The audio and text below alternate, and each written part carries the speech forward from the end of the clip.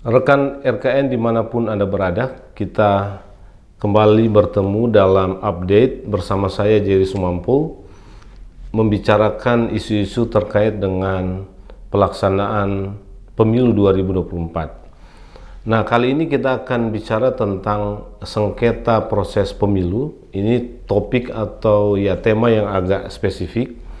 Dan untuk membicarakan tema ini sudah hadir bersama saya seorang rekan saya. Ini praktisi hukum ya, atau juga sebagai sebagai hakim di Pengadilan Negeri Tata Usaha Negara Bandung. Oh iya, Pengadilan Tata Usaha Negara Bandung ya. Bung Irfan Mawardi. Selamat datang Bung, terima kasih sudah hadir dalam dalam channel YouTube kami ini ya.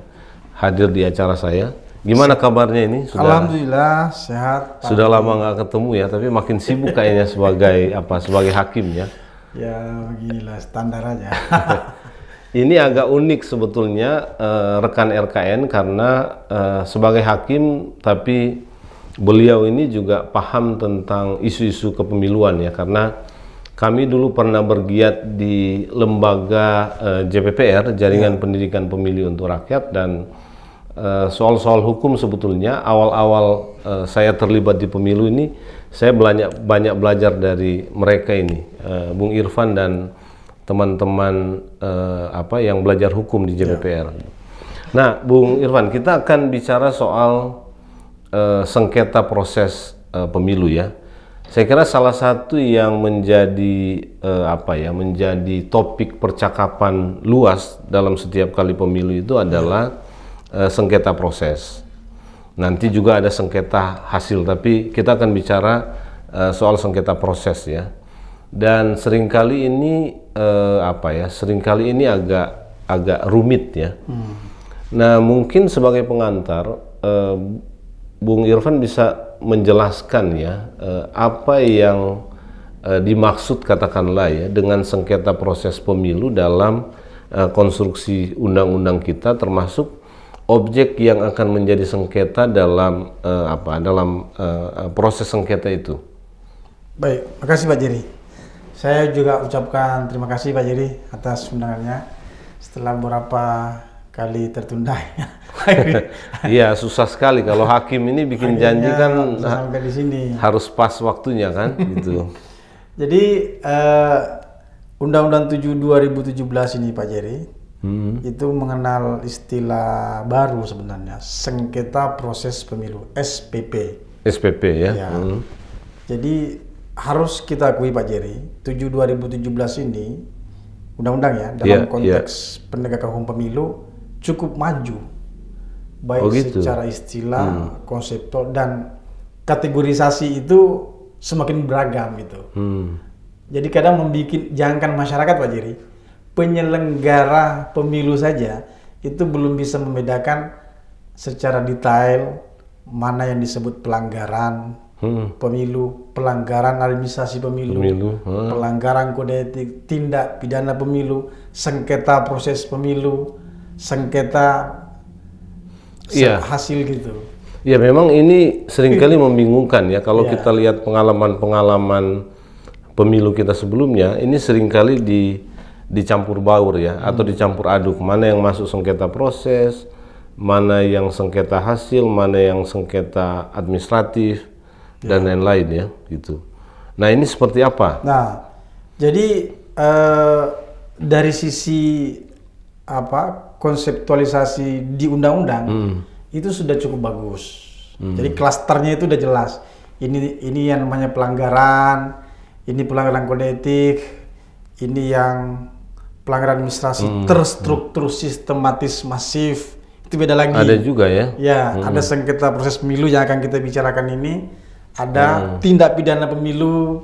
Ada. Nah, ini bisa kita buat seri percakapan gitu. Kalau gitu saya harus minta jadwal setiap kali ke sini ini untuk cicil. Jadi kita bicara sekarang satu aja dulu, sengketa proses pemilu. Nah, itu apa saja? Mungkin. Nah, sengketa proses pemilu itu kalau definisi di undang-undang pemilu 2017 maupun diadopsi di Perbawaslu 5 2019 maupun peraturan Mahkamah Agung 2017 nomor 5 itu sengketa antara peserta dengan peserta pemilu dan sengketa peserta dengan penyelenggara pemilu.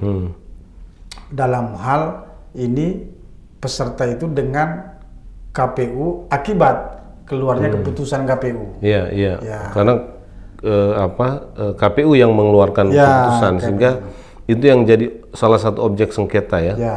Jadi sengketa ini khusus spesifik dia di ranah tata usaha negara.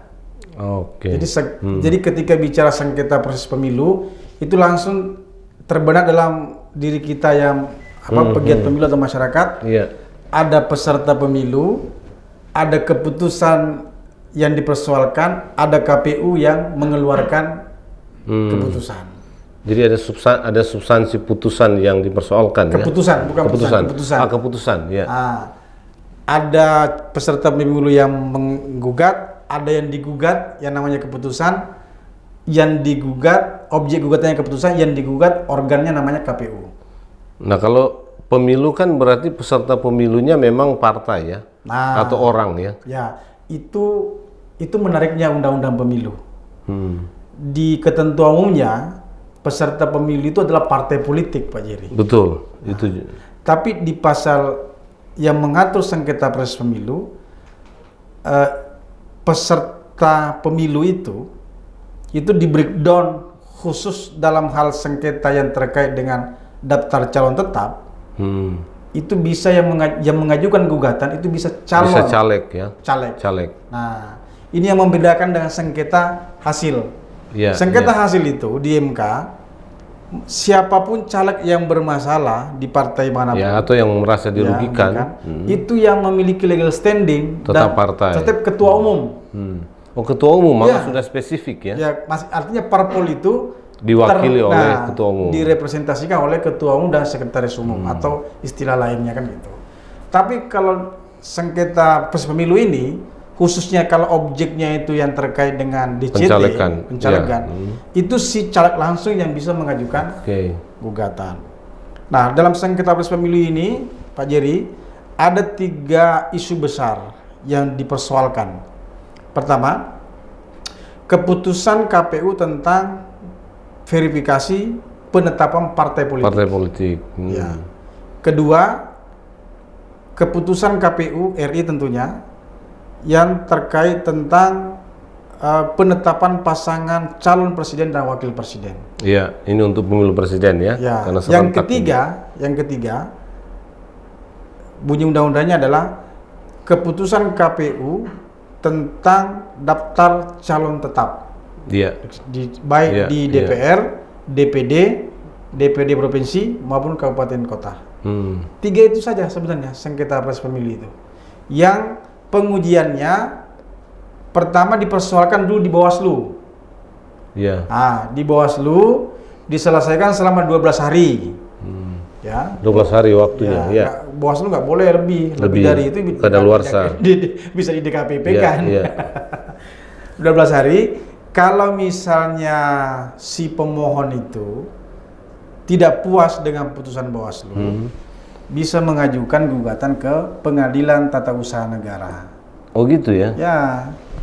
Dan Pengadilan Tata Usaha Negara selama 21 hari memutus dan sifatnya final dan mengikat. Tidak boleh banding. Nggak boleh banding. Dan tidak bisa kasasi.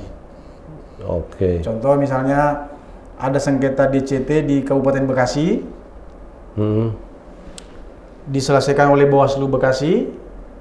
Kalau si caleg ini tidak terima, berarti dia ke PT UN Bandung. PT UN Bandung. Karena Bekasi itu masuk wilayah hukum PT UN Bandung. Kalau di Kutai Kartanegara misalnya, maka kalau Bawaslu Kukar menyelesaikan dan tidak puas, bandingnya ke Pengadilan Tata Usaha Negara Samarinda. Kaltim ya. Minahasa tidak puas, banding ke Pengadilan Tata Usaha Negara Manado. Dan final di situ nggak bisa lagi dipersoalkan. Nah, memang ada beberapa persoalan yang muncul di TSM itu. Pertama soal subjek misalnya Pak Jerry. Hmm. Subjek hukumnya dia itu ada ketidaksinkronan norma di Undang-Undang 2017, kemudian turunannya di Perbawaslu dan Perma Peraturan Mahkamah Agung. Kalau menurut undang-undang yang bisa mengajukan, misalnya subjek itu, kalau saya katakan subjek itu pemohon dan termohon. Kalau termohonnya kan jelas sudah KPU, ya. Clear itu. Karena dia mengeluarkan apa? Nah, yang multitafsir ini itu pemohonnya atau penggugatnya kalau di pengadilan nanti. Kalau menurut undang-undang yang dijadikan objek itu kan daftar calon legislatif. Kalau saya katakan calon legislatif berarti kan DPD, DPR, DPD. Ya, semua lah. Ya. Yang dicoret dari daftar calon tetap. Daftar calon tetap, ya. Ya. Apa makna undang-undang ini? Bunyi ini artinya yang punya legal standing untuk mengajukan DCT ini hanya orang yang sudah lolos di DCT terus dicoret. Oh. Ya kan? Iya.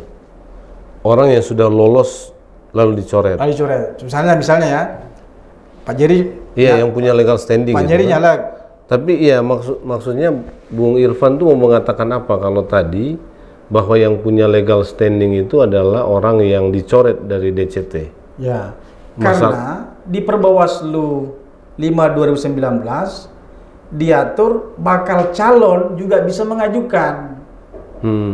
Bakal calon dalam konteks objeknya itu daftar calon, itu berarti orang yang masih di DCS itu juga bisa mengajukan. Jadi maksudnya ada pengaturan yang nggak sinkron antara Undang-Undang 7 tahun 2017 dengan Perbawaslu. Ya, Perbawaslu itu memperluas subjek hukum. Baik itu bakal calon partai politik. Tapi ya pernah ada kasus nggak yang terkait dengan itu, ketidaksinkronan pengaturan tadi? Maksudnya artinya ada implikasinya. Iya. Implikasinya. Kemarin di beberapa daerah itu saya tidak punya data data implikasi dari ketidaksinkronan itu. Artinya berdasarkan pengalaman ya sebelumnya. Simulasinya begini Pak Jerry. Kalau misalnya ada kemarin kasus di Sukabumi, saya tanya salah satu partai. Anda DCS awalnya berapa? 12 kan di dapil 1 misalnya. Di satu dapil tertentu ya. Ya, dia daftar DCS itu 12. Setelah diverifikasi parpol menuju DCT itu hanya 10 yang bisa di DCT-kan. Oke. Ya, alasannya apa? Misalnya yang tidak lolos 2 ini itu dulu pemilu dulu itu bisa menyoalkan. Karena keputusan tentang DCT atau DCS itu bisa dipersoalkan. Kasus tadi ini itu dia tidak bisa karena dia belum sempat terdaftar.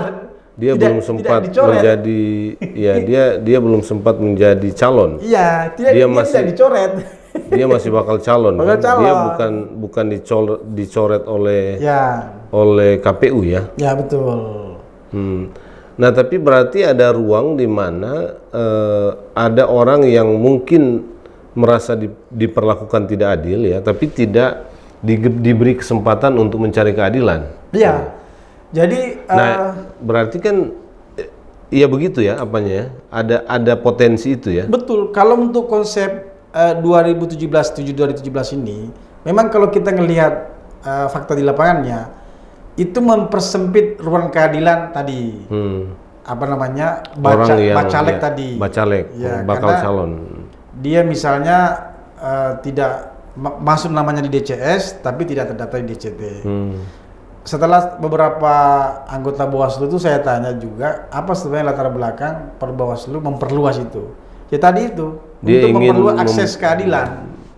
Ya karena kan slogan Bawaslu itu apa namanya? Jangan ada sengketa di antara kita. Enggak, bersama Bawaslu kita tegakkan keadilan pemilu kan gitu katanya. Mungkin gara-gara itu. Ya itu. Berarti bagus dong per Bawaslu-nya. Karena dia memberi ruang Dalam untuk konteks pencarian substansi, keadilan yang ya. lebih luas. Dalam konteks substansi memperluas akses keadilan bagi baik itu bakal calon partai politik maupun bakal calon peserta pemilu atau bakal calon presiden, mungkin iya. Itu bisa. Tetapi dalam konteks ketidakpastian hukum terbuka peluang terjadi ketidaksinkronan karena begini, misalnya tadi dia ngajukan dia posisinya di sengketa Bawaslu, dia bakal calon Pak Jerry. Iya, iya. Sementara ketika dia misalnya kalah, kan tadi dia ada ruang ke PT UN, Iya. ke pengadilan. Sementara PT UN itu kan rujukannya peraturan Mahkamah Agung 5/2017. Nah, di sana juga disebutkan para pihak itu mengadopsi Undang-Undang 7 2017 Oh. bahwa peserta pemilu itu atau penggugat itu adalah calon yang dicoret dari DCT. Iya, jadi kalau ke PT UN berarti bakal calon ini nggak bisa karena Ya, dia pakai peraturan Mahkamah Agung tadi tuh. saya bukan mengatakan tidak bisa. Nanti dia nggak. Intinya peraturan Mahkamah Agung menyebutkan seperti itu gitu loh. Ya kan dengan sendirinya peraturan Mahkamah Agung ini kan mengikuti Ya. Undang-Undang 7 kan gitu. Nah, dan sehingga dia nggak bisa merujuk kepada peraturan Bawaslu. Oh, dia nggak merujuk. Dia justru atau dia nggak menggunakan peraturan Bawaslu untuk proses persidangan di Mahkamah dia Agung. merujuk Kira-kira ke begitu ya. Undang-Undang 7 7, 2017 ya. dan peraturan Mahkamah Agung 5 2017. Jadi itulah yang saya katakan di balik kemajuan konseptualisasi tadi penegakan hukum yang cukup bagus itu ada ruang-ruang harmonisan antar norma. Ya kalau itu memang sudah karakter undang-undang pemilu kita karena kalau kita teliti secara lebih mendalam kita akan menemukan banyak hal di situ ya. Nah cuma kan gini Bung Irfan, sengketa proses ini itu kan ada proses peradilannya itu dilakukan di Bawaslu ya dengan Bukan peradilan. Upaya administratifnya di situ. Upaya ya peradilan administratif lah atau apa namanya? Istilah kita itu kuasi peradilan. Kuasi peradilan itu kan di Bawaslu. Sehingga yang memutus seperti kasus tadi itu adalah Bawaslu. Nah, kalau ada bakal calon yang merasa diperlakukan tidak adil, dia bisa mencari keadilan di Bawaslu kan? Iya, memang harus ke situ. Nah, maksud saya begini, putusan Bawaslu Bawaslu itu kan akan menggunakan peraturan Bawaslu. Nah, putusan Bawaslu ini kan final dan mengikat juga dalam undang-undang. Final mengikat kecuali 3 tadi. Oh gitu. Masih bisa dipersoalkan. Ya, itulah itu. Ke petun tadi. Ya, jadi sengketa proses pemilu itu khasnya Pak Jerry. Harus melalui Bawaslu. Tetapi untuk 3 objek ini itu apa saja tadi? Itu verifikasi parpol, DCT, pencalonan, pencapresan. Nah, ya, ini tidak final di Bawaslu. Artinya kalau ada pihak dalam hal ini penggugat calon peserta pemilu tadi tidak terima, itu bisa lanjut ke petun. Iya berarti memang ada ruang yang nggak sinkron di situ ya, karena kalau Bawaslu menerima gugatan bakal calon, itu kan, lalu dia diuntungkan, kemudian lawannya, kira-kira begitu ya, lawannya menggugat ke petun, ya bisa langsung kalah nih, karena di pengadilan tun tidak dikenal pengajuan permohonan, kira-kira begitu istilah saya ya, pengajuan permohonan oleh ya betul. Iya, pengajuan gugatan oleh bakal calon. Ya. Gitu. Nah, sayang kita memang nggak ada nggak kasus-kasus yang terjadi di masa lalu seperti itu. Seingat saya nggak ada itu. Saya tidak mengetahui secara spesifik, tetapi setidaknya gambarannya begini. Bawaslu itu 2019 kemarin itu kurang lebih 325 SPP yang dia tangani. Di seluruh Indonesia. Iya. Ya. Itu yang maju ke PT UN cuma 42. Nah itu dia. Memang sedikit sekali karena banyak orang memahami, termasuk peserta pemilu ya, bahwa putusan Bawaslu itu final dan mengikat sebetulnya. Mungkin ini juga yang nggak diketahui karena misalnya dulu dalam sengketa partai itu kan semua selesai di Bawaslu. Enggak ada. Ada juga. Lanjut ya, yang capres itu kan dari dulu lanjut ke petun. Ya itu pencapresan, tapi maksudnya yang verifikasi partai. Verifikasi parpol juga lanjut. Ada yang lanjut kasus ke PKPI, PBB. Oh iya, PBB itu lanjut Ya, ke petun ya, ya. itu lanjut. Kemudian petun memutuskan berbeda ya. Jadi dari data putusan. sedikit itu, data sedikit di lanjut ke petun itu, ini obrolan apa? Candaan saya ke Bawaslu itu hanya ada dua kemungkinan. Pertama, memang putusan Bawaslu itu memuaskan pencari keadilan, sehingga tidak perlu lagi di-challenge ke petun. PTUN. Kemungkinan kedua, caleg yang kalah dan mestinya lanjut ke petun itu sudah habis tenaga dan energi. Oh gitu. Nah, kan dia di sengketa di Bawaslu itu kan tidak terlalu ini, Kan tidak pengadilan terlalu. itu biasanya kan bayar advokat. Iya, tapi di Bawaslu itu tidak terlalu melelahkan. Tapi kalau mau lanjut ke pengadilan baru pakai advokat. Karena di Bawaslu nggak perlu, tidak mesti pakai advokat. Oh, kan? tidak mesti. Boleh ya, tapi tidak mesti kan untuk Berarti kuasi asumsi peradilan. pertama ya, putusan Bawaslu sudah memuaskan gitu ya. Iya, berarti bagus ini kan gitu. Nah, tapi gini, Bung Irfan. Kira-kira dalam ini kan tadi kita Itu sudah baru subjek loh ya. Iya, kita yang bermasalah baru subjek loh. ya, kita bisa melihat ada potensi persoalan yang bisa muncul. Bahwa di masa lalu itu sedikit ya, gitu ya. Ini mungkin satu prestasi yang Ya, perlu harus diapresiasi. ya dan perlu dipertahankan oleh itu zamannya Pak Abahan itu. Ya, Bawaslu dalam pemilu 2024. Meskipun kita harus juga bukan hati-hati ya, memberi perhatian lebih karena pengalaman kita di pemilu itu tren gugatan ya untuk semua jenis sengketa itu dari satu pemilu ke pemilu lain itu naik gitu ya, termasuk yang ini mungkin dalam konteks ketidaksinkronan norma yang tadi kita bilang, bisa saja nanti kemungkinan ke depan itu akan ada banyak gugatan tambahan gugatan lanjutan di petun ya, kalau yang melakukan sengketa itu adalah yang melakukan yang bersengketa itu terkait dengan bakal calon gitu ya. Tapi ya mudah-mudahan itu tidak terjadi karena saya nggak mendengar itu ada.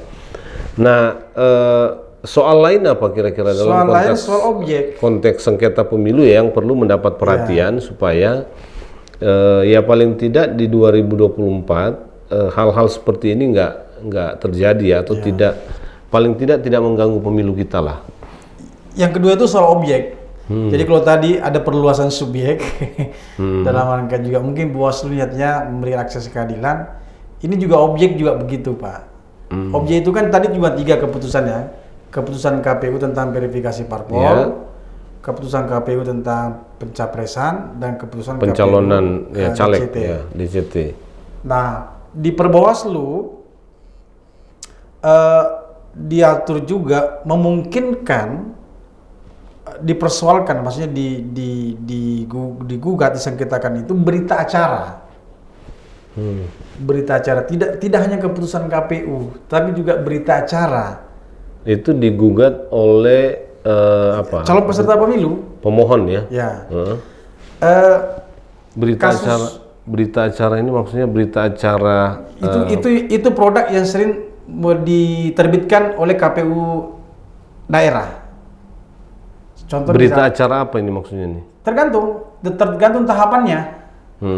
Kalau misalnya verifikasi parpol, tadi kan dikatakan ya ada berita acara setelah itu keluar keputusan, ya kan? Kan bisa yang menjadi objek menurut sengketa proses pemilu di 7/2017 itu keputusan KPU tentang penetapan partai politik itu sebagai peserta pemilu. Artinya keputusan KPU RI yang di Jalan Mambojol, ya kan? Yang yang dilalui oleh proses panjang verifikasi administratif, verifikasi faktual, apakah sudah memenuhi 1000 KTP dan seterusnya itu. Nah, ini yang Anda maksud dalam proses ini ada pembuatan berita acara. Ada berita acara. Nah, menurut Perbawaslu itu boleh jadi sengketa, objek sengketa. Padahal undang-undang tidak. Nah, itu undang-undang tidak, karena menurut undang-undang yang dipersoalkan itu surat terakhirnya gitu. Iya, kan? Iya, keputusan terakhir kah? Putusan atau putusan? Iya, keputusannya. Misalnya kasus PBB kemarin. Iya. Yang dipersoalkan keputusan KPU tentang verifikasi parpol yang kemudian menang di PBB menang di Bawaslu kan. Nah, berbeda nafsinya dengan PKPI. PKPI tidak menang di Bawaslu. Akhirnya lanjut ke Petun. Petun. Dia menang di Petun. Ya. Tapi dalam kasus berita acara tadi, misalnya kan di Sukabumi atau di mana di Garut misalnya verifikasi parpol A gitu dikeluarkan oleh KPU Garut, dikatakan Anda tidak memenuhi gitu, berita acaranya ini gitu. Dia pengurus DPC-nya kan merasa bertanggung jawab kan, wah ini nanti saya kena semprot nih di DPP, masa? Ya, karena nggak dianggap nggak kerja kan, gitu kan? Nggak ada aktivitas atau apa gitu. Menurut konstruksi undang-undang pemilu, hal-hal ini nanti dipersoalkan di sana gitu, sebagai satu keseluruhan persoalan gitu. Tapi Bawaslu mengatakan bisa.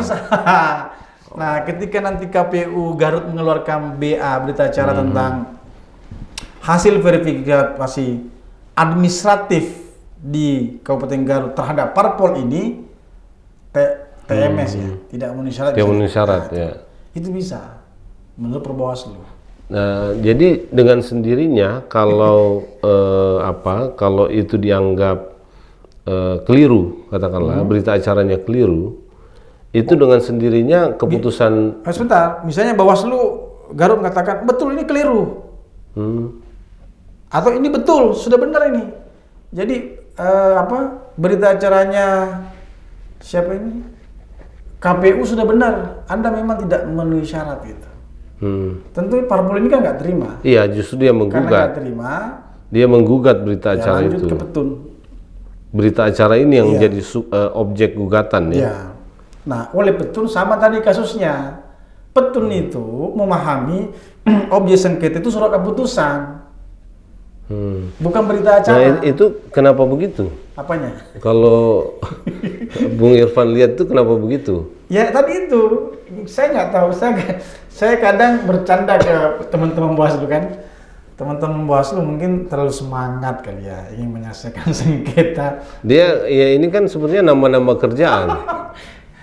Kalau mau istilah kasarnya lah, ini nama-nama kerjaan, tapi itu tadi ada ruang keadilan yang tidak penuh mungkin dalam penghitungan atau dalam tafsir Bawaslu, sehingga dia menjadikan berita acara itu sebagai salah satu objek sengketa proses meskipun dalam undang-undang tidak diatur. Dan itu mengakibatkan sengkarut, Pak Jerry. Iya, itu yang mau saya tanya. Kira-kira kalau begitu tuh akibatnya apa? Ya sengkarut. Sengkarut. Sengkarutnya itu misalnya gini, di tahapan verifikasi administratif muncul BA, gugat, bermasalah. Nanti verifikasi faktual muncul BA lagi, gugat lagi. Jadi panjang ini cerita. Dan berlapis-lapis. Sampai dia bisa gugat di keputusan akhir itu. Nah, keputusan KPU itu kan urusannya DPP. Ya, keputusan akhir kan. Ya, itu pun bisa digugat. Gugat lagi. Oleh karena itu, makanya kan undang-undang mengatakan keputusannya itu yang dipersoalkan keputusan KPU RI. Karena pengujiannya kan nanti derivatif gitu loh. Iya. Dia artinya dengan digugatnya keputusan ini, dia akan periksa sampai ke bawah, termasuk memeriksa berita-berita acara ini benar apa enggak nih, kan gitu. Jadi idealnya ketika parpol tadi ini mengatakan dianggap TSM kan, udah disimpan dulu aja. Itu menjadi dalil alasan.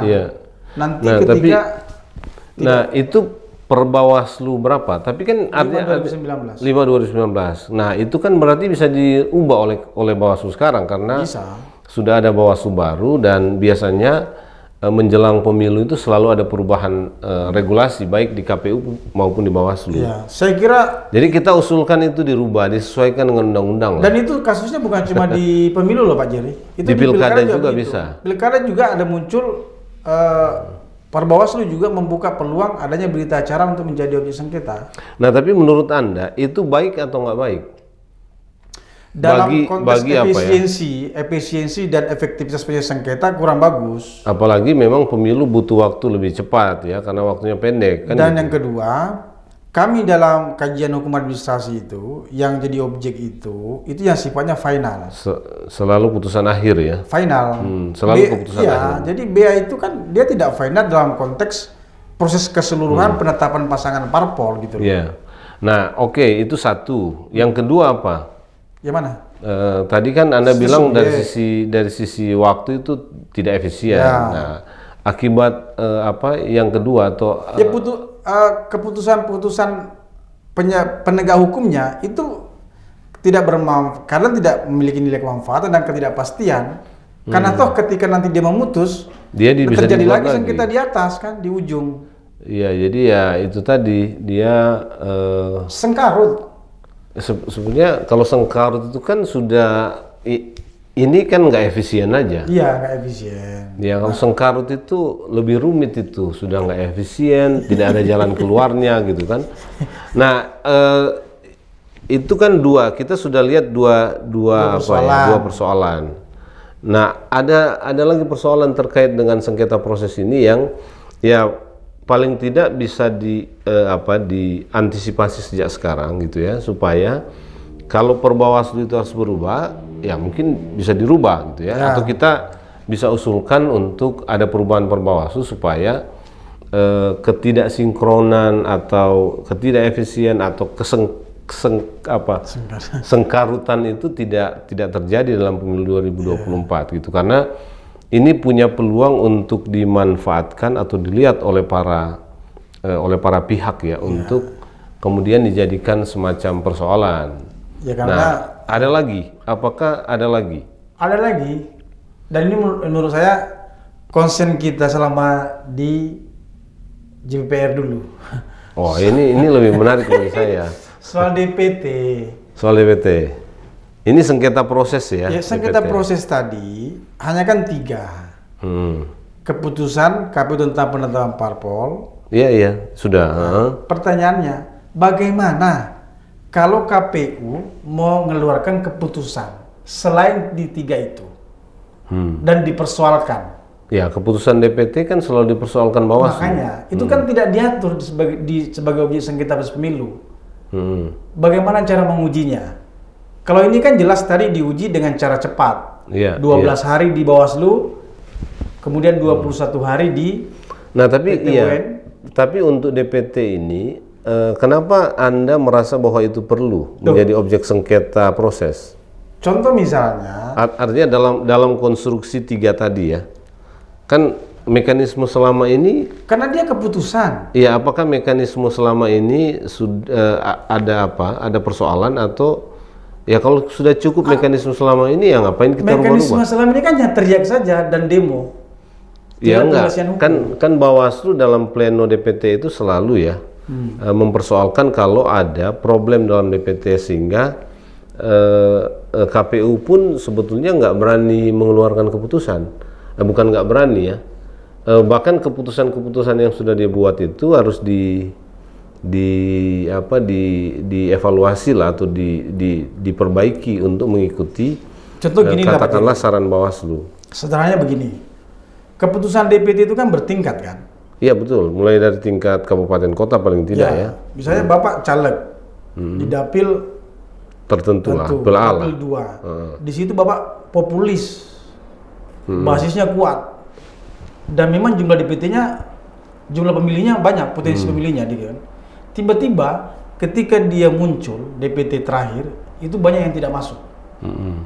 Secara politik, apalagi kan sekarang dalam proporsional terbuka ini kan berbasis, caleg kan berbasis langsung pemilih kan. Iya, tapi itu jarang ada yang menggugat model begitu, karena asumsinya bahwa kita memang belum tahu persis di pemilih-pemilih itu akan memilih kita atau tidak gitu. Jadi bagaimana kita menggugatnya? Itu satu. Ya. Itu mungkin iya Pak. Ada juga yang karena punya kedekatan yang kuat, itu yang saya katakan tadi, di satu dapil gitu. Atau begini saja, apakah hanya dengan pertimbangan itu kemudian tidak muncul penyelesaian hukum atas hilangnya hak suara? Itu persoalan loh.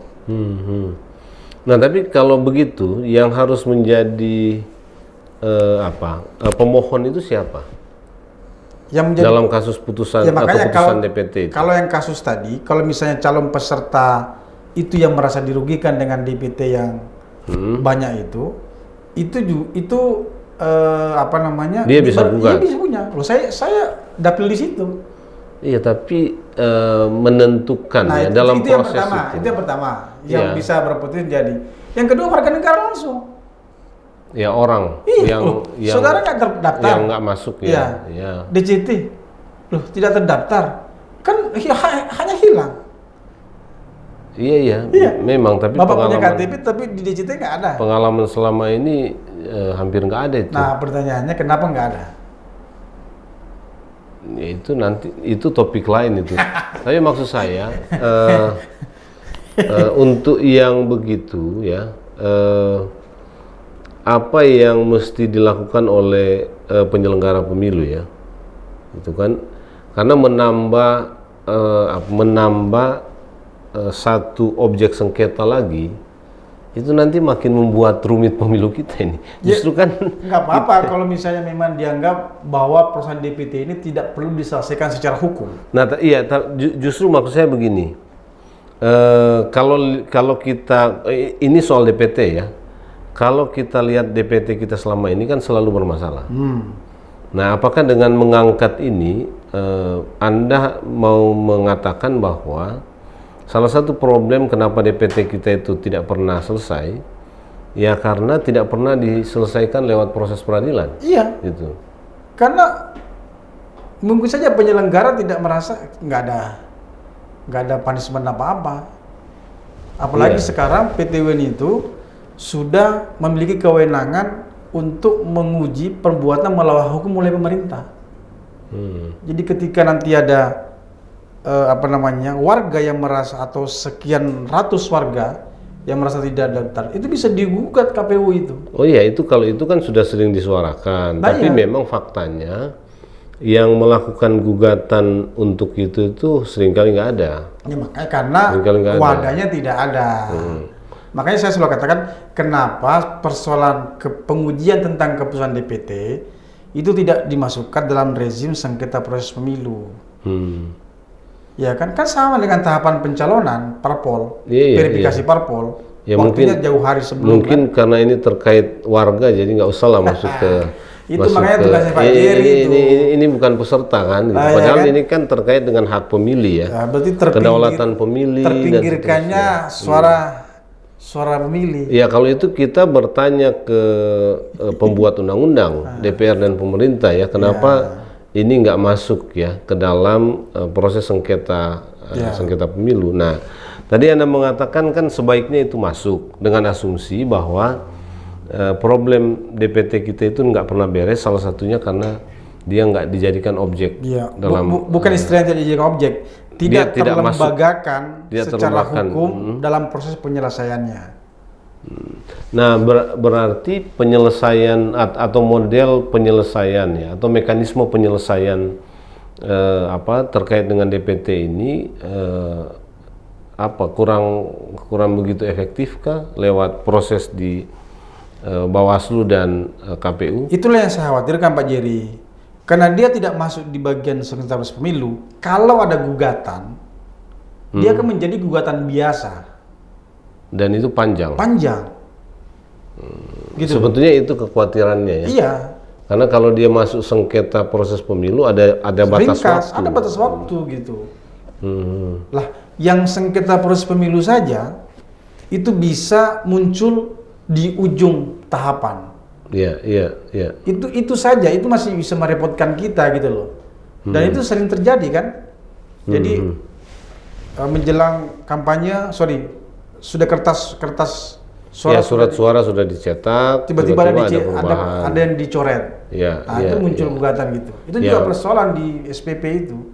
Jadi objeknya sama, tetapi pengujian dan munculnya itu di luar tahapan jadwal. Iya, iya, itu yang menjadi rumit seringkali ya untuk ditangani. Ya, contoh misalnya di jadwal yang sudah dirilis, rencana dirilis Ya. KPU itu, jadwal kami itu menguji SPP itu paling terakhir November 2023.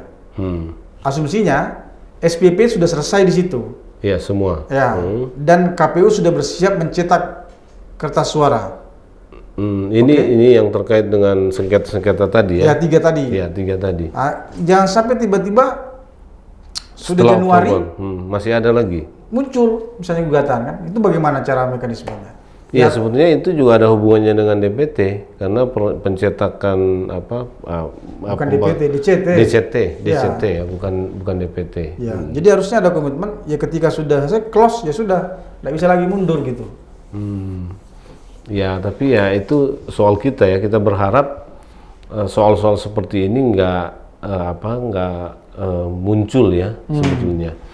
Nah, kira-kira terkait dengan sengketa proses ini ya, yang bisa Bung Irfan sarankan ya, berdasarkan pengalaman-pengalaman menangani proses sengketa ini di peradilan, termasuk sebetulnya dengan berbagai hal tadi yang kita sebut tidak sinkron normanya antara peraturan Bawaslu dengan undang-undangnya, atau ada juga mungkin peraturan-peraturan KPU yang tidak sinkron dengan itu. Kalau sengketa tidak terkait langsung dengan KPU ya, karena dia jadi objek apa saja.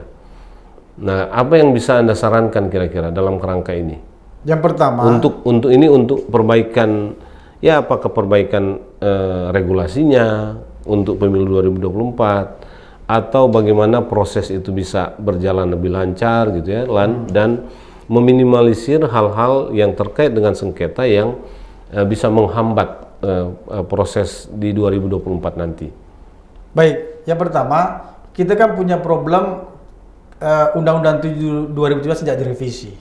Ya, kalau itu nggak usah kita. Ya. Justru problem kita, maksud saya begini, saran ini. Ya, saran ini. Saran ini dalam kerangka bahwa kita nggak merevisi Undang-Undang 7 2017. Karena tidak merevisi, usulan saya pertemuan tripartit antara petinggi Bawaslu, petinggi KPU dan Mahkamah Agung itu ketemu untuk mengharmonisasi perbawaslunya Bawaslu, PKPU-nya KPU, dan peraturan Mahkamah Agungnya Mahkamah Agung.